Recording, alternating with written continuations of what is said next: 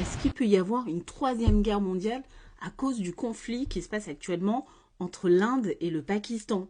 Un élève m'a posé cette question cette semaine et je comprends tout à fait le sens de la question parce que l'Inde et le Pakistan sont deux puissances nucléaires.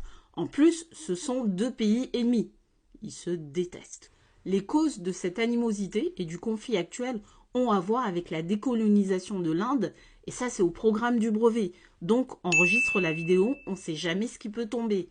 L'Inde est un exemple d'indépendance par la négociation, mais cette indépendance s'est faite dans un contexte d'importante violence entre les communautés hindoues et musulmanes. Il y a eu plus d'1 million de morts et 14 millions de déplacés. En 1947, l'Inde britannique devient donc indépendante, mais ce sont deux pays qui sont créés, le Pakistan et l'Inde. On appelle ça une partition.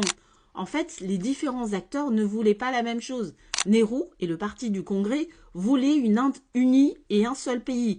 Mohamed Ali Jinnah, représentant de la Ligue musulmane, voulait lui deux pays, dont un à majorité musulmane, le Pakistan, parce qu'il avait peur que les musulmans subissent ce que les Noirs aux États-Unis subissaient en termes de ségrégation. Le problème, c'est qu'il y a des régions comme le Punjab, comme le Bengale, comme le Cachemire, fortement disputées par les deux pays. Et le conflit actuel, il se passe au Cachemire. Ce conflit au Cachemire est toujours en cours depuis 1947. Il y a eu depuis 7 guerres indo-pakistanaises. Vous voyez les élèves, quand vous nous dites que l'histoire, ça ne sert à rien, eh bien là, c'est la preuve concrète que l'histoire, ça sert à éclairer le présent et ce qui se passe dans le monde actuel.